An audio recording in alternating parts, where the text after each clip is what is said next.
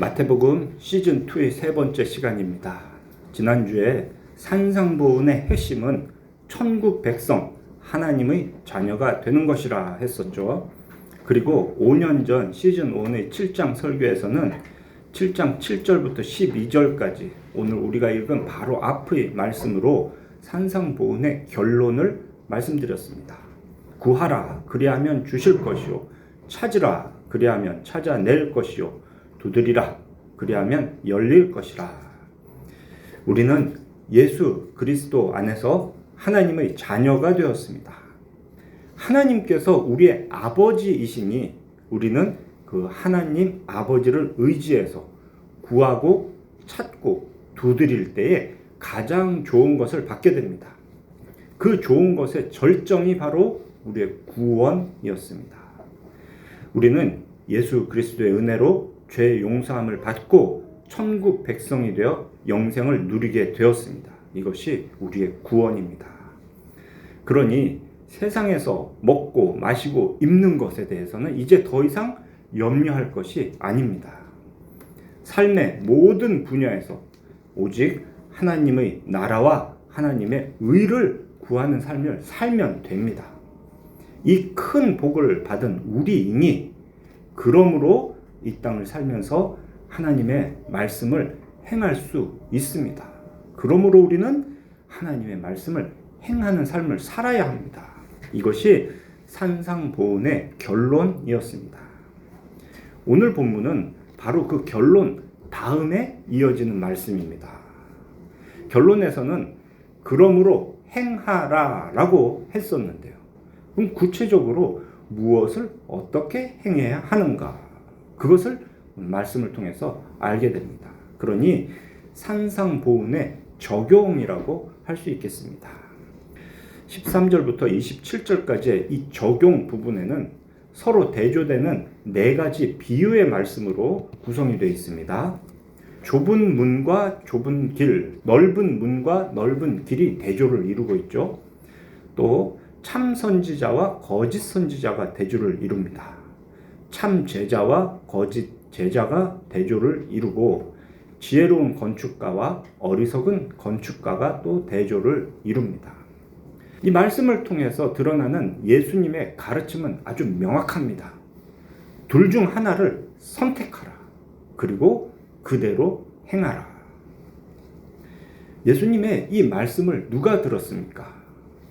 성경을 가르치시고 천국 복음을 전파하시고 모든 병과 모든 약한 것을 고치시는 그 예수님을 따르던 무리들, 그리고 제자들에게 들려주신 말씀입니다. 예수님을 반대했던 사람들이 아니고요. 예수님께 배우겠다고 따라온 사람들에게 하시는 말씀입니다.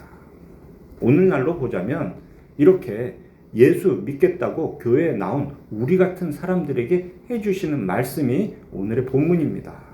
그러니 우리도 이 말씀 앞에서 결단을 해야 하겠습니다. 이미 죄 용서함을 받고 영생을 얻은 우리가 아닙니까? 그러므로 예수님의 말씀을 듣고 행하는 은혜가 오늘 우리 모두에게 함께 하시기를 바랍니다. 예수께서 이 네 개의 비유로 말씀하시는 것은 단순히 같은 것을 반복해서 강조하기 위함만은 아니었습니다. 각각의 비유가 드러내는 행함의 측면이 조금씩 차이가 있는 겁니다. 이 말씀들을 통해서 예수님의 가르침을 지켜 행한다는 것의 의미를 우리는 그래서 더 풍성하게 깨닫게 될 수 있습니다. 이 네 쌍의 비유를 하나씩 보겠습니다. 먼저 좁은 문과 넓은 문, 좁은 길과 넓은 길의 대조입니다. 우리 앞에는 이처럼 두 개의 문과 두 개의 길이 있습니다. 그 중에서 넓은 문, 넓은 길은 세상 사람들 누구나 좋아할 만한 겁니다.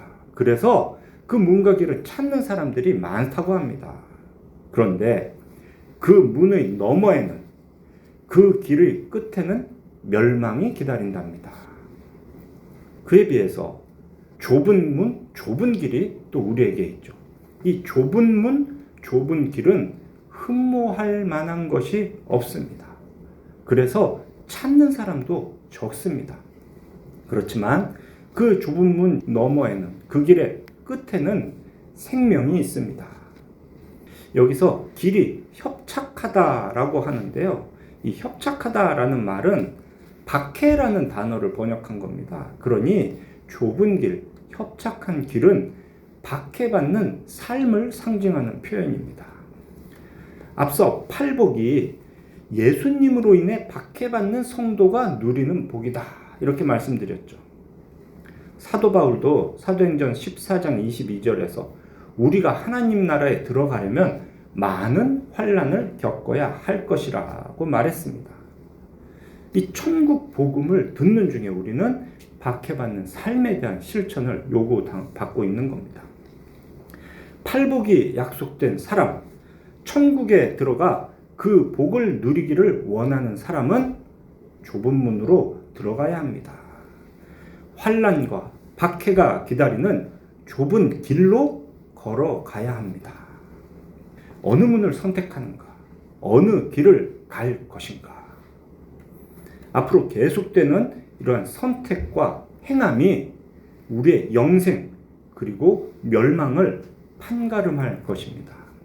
이 말은 우리가 스스로 구원 얻으려고 노력을 해야 한다, 이런 의미가 아닙니다. 영생도 구원도 믿음으로 얻는 것입니다. 그런데 진정한 믿음은 그 믿음으로 인해 따라오는 행위를 통해서 드러난다라고 했습니다. 결국 선한 행위가 없다면 그것은 처음부터 믿음이 없었다라는 걸 반증하는 겁니다. 그런 사람은 하나님과 아무 관계가 없었다라는 것을 그 열매, 행위를 통해서 확인되게 되는 겁니다. 이제 두 번째는 참 선지자와 거짓 선지자의 대조입니다. 거짓 선지자는 양의 옷을 입고 성도에게 다가오지만 본질은 노략질하는 일이다 라고 합니다. 이것은 또 이후에 좋은 나무, 또 나쁜 나무로 빗대어집니다. 나무의 본질은 어떻게 알 수 있느냐? 맺히는 열매를 통해서 알 수 있습니다.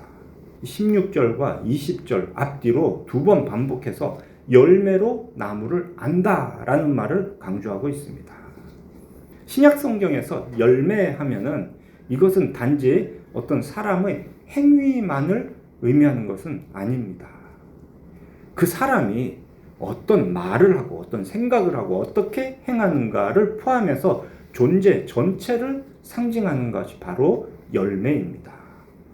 성도는 그 열매를 봐서 거짓 선지자를 삼가야 합니다. 삼간다라는 말은 경계한다는 거죠.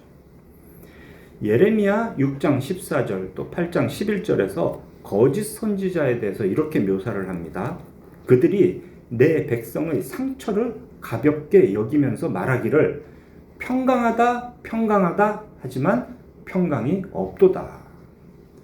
또 미가 3장 5절에서도 내 백성을 유혹하는 선지자들, 이들이 거짓 선지자들인데요, 이에 물 것이 있으면 평강을 외친다라고 했습니다.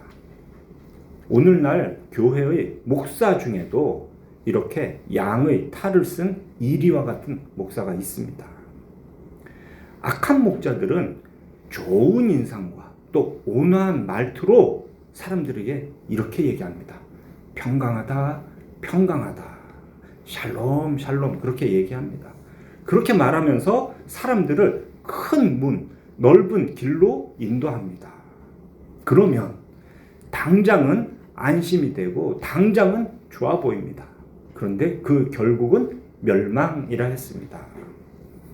거짓 선지자의 이러한 미혹은 주님 다시 오실 날까지 계속될 것입니다. 그래서 성도들은 언제나 어디서나 항상 거짓 선지자를 경계해야 합니다. 이제 세 번째 대조는 참 제자와 거짓 제자의 대조입니다. 어떤 학자들은 이 부분을 앞에서 시작했던 그 거짓 선지자에 대한 경계의 연속이다, 이렇게 말하는 경우도 있어요. 22절에 또 보면 선지자 노릇한다, 아직 여전히 선지자 이야기가 나오기도 합니다. 그렇지만 저는 이 부분을 거짓 선지자와는 구별되는 거짓 제자라고 분리해서 말씀을 드립니다. 왜 그러냐?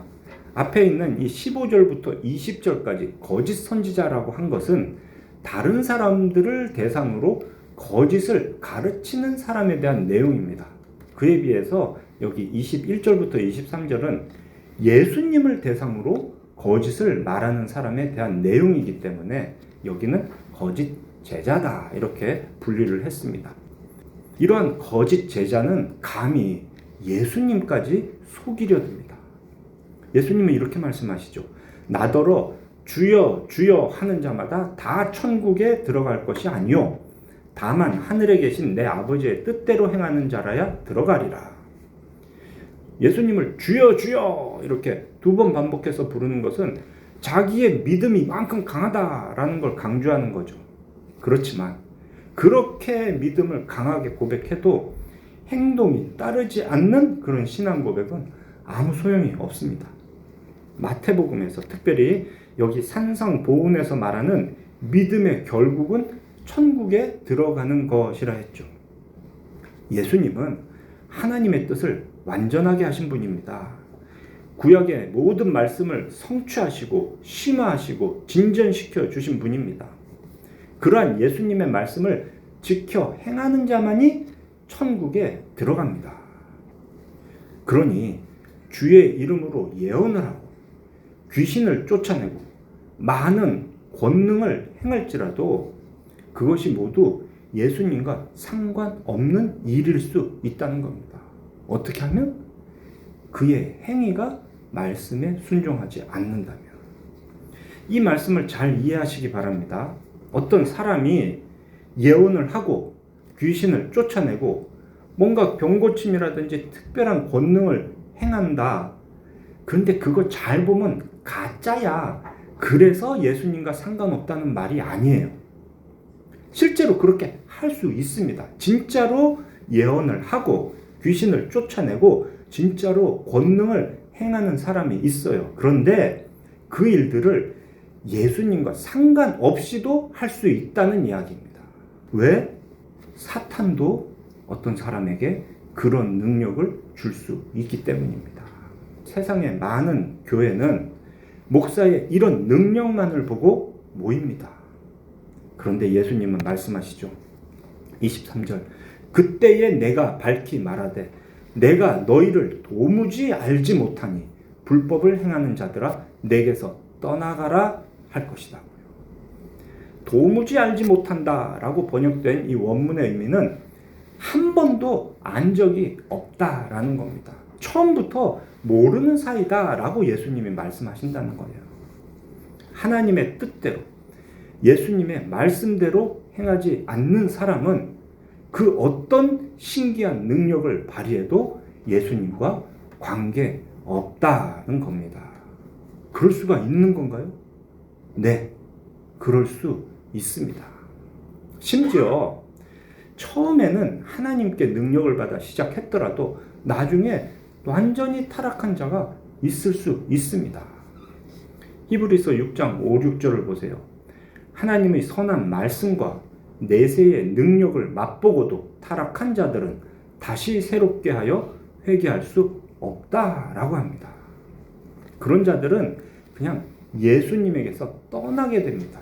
천국에는 그런 자들이 있을 곳이 없다는 겁니다. 이제 마지막 네 번째로 지혜로운 건축자와 어리석은 건축자의 대조입니다. 24절이 그러므로 라는 접속사로 시작을 합니다. 이것을 통해 우리는 지금까지 보았던 세 개의 대조를 이 건축자 비유가 종합하는 거구나 이런 걸 알 수가 있습니다. 누구든지 나의 이 말을 듣고 행하는 자는 그 집을 반석 위에 세운 지혜로운 사람 같으리니 이렇게 얘기하죠. 결국 그 결론을 적용하는 것의 핵심은 듣고 행하는 것이다 라는 겁니다. 누구든지 나의 이 말을 듣고 행하는 자는 반석 위에 세운 지혜로운 사람 같다. 반대로 듣기만 하고 행함이 없으면 그 집을 모래 위에 지은 사람 같다라고도 합니다. 반석 위에 세운 집과 또 모래 위에 세운 집의 차이가 언제 드러날까요? 그냥 겉으로 봐서는 알 수가 없습니다. 그런데 비가 내리고 창수가 나고 바람이 불 때 그 집을 지은 건축자의 지혜가 빛을 발합니다. 비와 창수와 바람은 1차적으로는 우리가 살면서 경험하는 그런 인생의 여러 문제들이라고 생각할 수 있습니다. 그와 동시에 또 이 비와 창수와 바람은 궁극적으로는 마지막 때에 일어날 하나님의 심판으로도 이해할 수 있습니다. 이사야 28장 2절에 이렇게 말씀하십니다. 보라, 주께 있는 강하고 힘 있는 자가 쏟아지는 우박같이 파괴하는 광풍같이 큰 물이 넘침같이 손으로 그 면류관을 땅에 던지리니. 마지막 때에 있을 심판에 대한 묘사인데요. 이런 말씀들은 다 비유입니다. 지혜롭게 지어진 집이 무너지지 않는 것처럼 예수님의 말씀을 듣고 행하는 자는 이러한 무서운 마지막 심판 때에도 결코 멸망하지 않는다. 이 말씀을 우리는 기억을 해야 합니다. 반대로 말씀을 듣기는 해도 행하지 않는 사람은 모래 위에 집을 지은 어리석은 사람 같다고 했죠. 적용의 처음인 13절이 멸망의 예고로 시작했습니다. 이 말씀의 적용은 그만큼 중요한 겁니다. 우리가 살고 죽는 일입니다. 이제 마지막 27절에도 그와 같은 큰 심판의 예고로 마무리가 됩니다. 예수님은 사람들이 지금까지 자신이 가르치신 그 말씀을 듣는 것에 그치지 않고 그 말씀에 따라 행하라 라고 하십니다. 주의 말씀에 순종하는 변화가 없다? 그것은 구원받지 않았다라는 걸 반증하는 겁니다. 또 마지막 날에 심판당할 것이다 라는 것의 전조가 되는 겁니다. 그만큼 말씀에 순종하는 우리의 삶의 변화는 중요한 일입니다. 그러니 여러분, 이제 결단의 시간입니다. 예수님의 이 가르침을 들어서 이해했다 하더라도, 예수님을 통해서 병고침을 받았다 하더라도, 예수님이 전파하셨던 그 천국 복음을 듣고 동의했다 하더라도 예수님의 이 모든 말씀을 지켜 행하지 않는 사람은 정말 중대한 위험에 처하게 됩니다. 어떻게 행할 것인가? 이것을 하나님은 우리의 선택에 맡기셨습니다. 하나님 나라로 가는 길은 오직 하나, 좁은 길뿐입니다.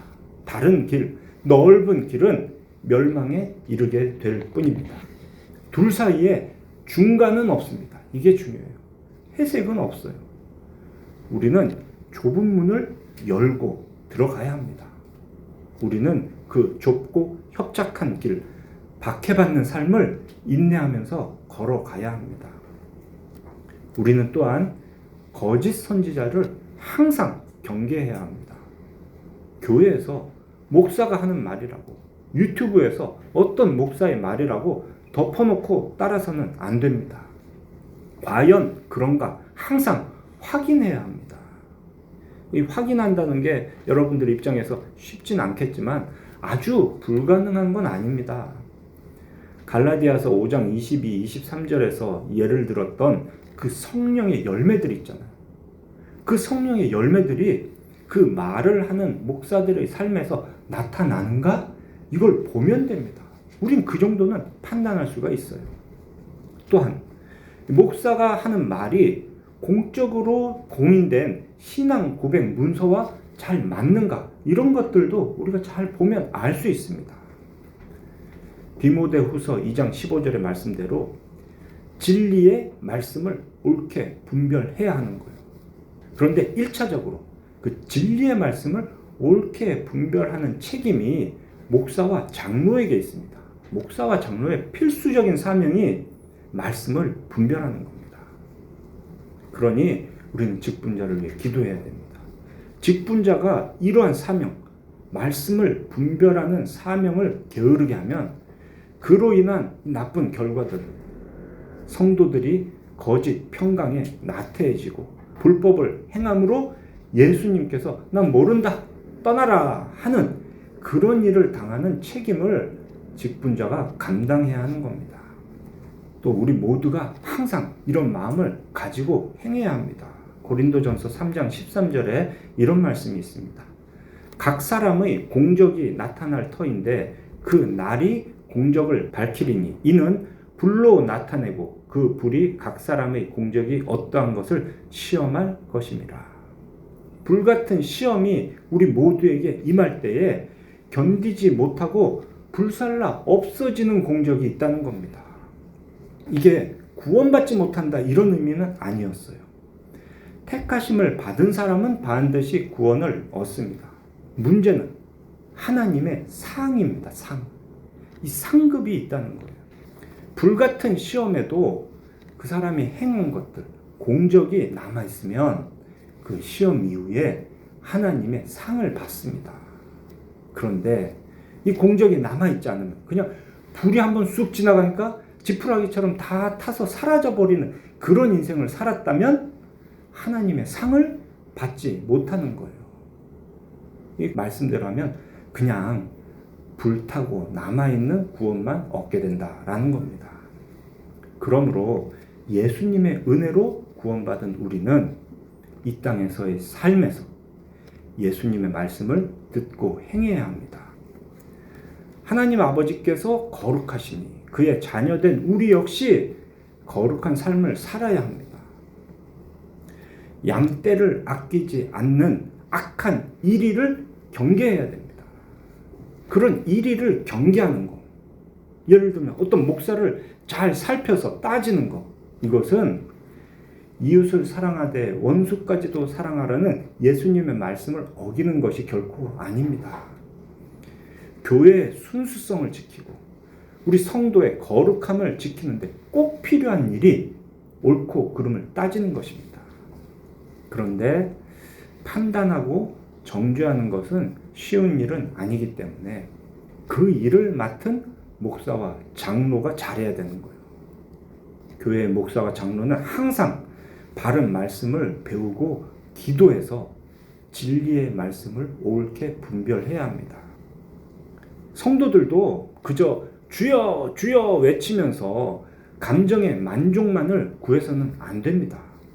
항상 모든 성도들이 바른 지식을 갖추고 바르게 기도해야 합니다. 특별히 아까 말씀드린 대로 교회의 지도자로 세워진 목사와 장로, 당회를 위해서 항상 기도하고 그 당회의 권위를 존중해서 따라야 합니다. 사도행전 이후로 여러 서신서에서 이처럼 거짓 선지자를 경계하고 또 이와 맞서 싸워야 되는 직분자의 역할을 강조하는 것은 모두 우리 모두가 예수님의 뜻을 따르는데 꼭 필요한 가르침입니다. 우리의 구원은 분명 전적으로 하나님의 은혜로 이루어집니다. 그렇지만 그러한 믿음의 원리를 핑계해서 우리의 삶의 변화를 등한시해서는 안 되는 겁니다. 우리는 항상 둘 중 하나를 선택해야 합니다. 구원 받기 위해서 그러는 게 아니에요. 은혜를 입기 위해서 선택을 하라는 게 아닙니다. 이미 구원을 받았으니, 이미 예수 그리스도의 은혜를 입었으니, 그러므로 우리는 선택하고 행해야 된다는 겁니다. 하나님의 아들께서 인간이 되셔서 우리의 모든 질고를 겪으셨으니, 그러므로 우리는 예수님을 따라야 합니다. 예수께서 먼저 좁은 문으로 들어가셨고, 예수께서 먼저 좁은 길에서 박해를 당하셨으니, 그러므로 우리는 그와 함께 좁은 문, 좁은 길을 선택해야 하는 겁니다. 예수께서 바리새인과 서기관들, 대제사장의 위선을 책망하셨으니, 그러므로 우리는 거짓 선지자, 거짓 목사를 분별해야 합니다. 예수께서 주여 주여 하는 자들, 예언하고 귀신 쫓아내고 권능을 자랑했던 자를 나는 그를 한 번도 안 적이 없다라고 쫓아내셨으니, 그러므로 우리도 교회 안에서 그런 자들과 함께해서는 안 되는 겁니다. 예수께서 구약의 모든 예언을 성취하셨고 율법을 심화 진전시켜서 우리에게 가르쳐 주셨으니까. 그러므로 우리는 예수님의 가르침을 듣고 그 모든 말씀을 지켜 행해야 하는 겁니다. 이러한 선택과 말씀의 실천은 남의 일이 아닙니다. 24절에서 그러므로 누구든지 라고 했습니다. 누구든지 그럴 수가 있다는 거예요. 누구나 모래 위에 집을 짓는 그런 어리석은 건축자가 될 수 있습니다. 나는 저들과 다르니까 감사합니다 하는 이런 식의 감사는 독사의 자식들이 하는 말입니다. 내가 바로 불법을 행하는 자가 될 수 있습니다. 내가 바로 위선을 행하고 비진리를 따라서 나쁜 열매를 맺는 사람이 될 수 있습니다. 내가 바로 주의 말씀을 혼잡하게 해서 사망에 이르는 냄새를 풍기는 자가 될 수 있습니다. 내가 바로 시련이나 박해나 고난을 당할 때 견디지 못하고 생명의 면류관을 얻지 못하는 자가 될 수 있다는 겁니다. 그냥 교회 안에 있으면 다 되는 게 아닙니다. 주의 말씀을 따라 행하는 것은 저절로 되는 것이 아닙니다. 말씀을 듣고 깨닫는다고 내가 당장 주의 말씀의 사람이 되는 것도 아닙니다. 심지어 진리의 영이신 성령께서 내 안에 항상 계신다고 해서 내가 불법을 전혀 행하지 않는 사람이 되는 것도 아닙니다. 내가 불법을 행하잖아요. 그때 내 안에 계신 성령님은 내 뒷덜미를 잡아 끌지 않으십니다. 내가 넓은 길로 달려갈 때 성령님은 결코 내 다리를 걸어 넘어뜨리지 않으십니다. 우리가 어리석은 결정을 할 때 성령님은 그냥 뒤로 물러나십니다. 성령님 도대체 무엇을 하시냐? 성령께서 우리를 도우시는 방식은 로마서 8장 26절의 말씀대로 다만 말할 수 없는 탄식으로 우리를 위하여 친히 간구하시는 겁니다. 결정은 우리에게 달린 거예요. 행동은 우리가 할 일입니다. 사랑하는 필그림교회 성도 여러분, 예수님만이 진리이십니다. 예수님만이 우리를 천국으로 인도하시고 우리에게 영생을 제공해 주십니다. 그러므로 그 예수님의 은혜를 입었으므로 우리는 눈앞의 만족과 영원한 생명 사이에서 항상 바른 선택을 해야 합니다. 말뿐인 교회 생활을 버리고 진정으로 그 말씀을 행하는 성도의 삶을 살아야 합니다. 그렇게 하다 보면 죄로 가득한 이 세상에서 예수님의 말씀을 따르다 보면 분명 박해를 당하기도 하고요. 손해를 볼 수 있습니다. 그래도 묵묵히 견디고 인내할 때 우리는 마침내 하나님 나라에 들어가게 됩니다. 그렇게 들어가서 잘했다 내 사랑하는 아들아 딸아 하는 하나님 아버지의 상을 받게 됩니다. 그러한 하나님 아버지의 뜻을 알기 위해서 예수님의 말씀을 깨닫기 위해서 우리가 가장 먼저 할 일은 당연히 그 말씀을 듣는 겁니다. 그러니 마음을 다해 주의 말씀을 들읍시다. 설교를 통해 전해지는 말씀이 과연 그런가 직접 성경을 읽고 묵상하시기 바랍니다. 신앙 고백을 배우고 익히면서 그 신앙 고백에 기초해서 성경 말씀을 읽을 때 우리는 더 풍성한 그 말씀의 의미를 깨달을 수가 있습니다. 옳고 그른 것을 분별할 능력이 생깁니다. 혼자서는 할 수가 없어요. 그래서 성령님은 이 땅에 교회를 세워주셨습니다. 그리고 그 교회에 직분자를 세우셔서 그들을 통해서 말씀을 분별하게 하셨고요. 또 성도들을 돌보시고 다스리게 하셨습니다. 이처럼 말씀을 따라서 작은 것 하나부터 지켜가면서 교회로 모여 이 공동체 안에서 함께 지켜가면서 천국에 이르기까지 요동하지 않고 믿음의 길을 걸어가는 우리 모두가 되시기를 삼위일체 하나님의 이름으로 축원합니다. 아멘.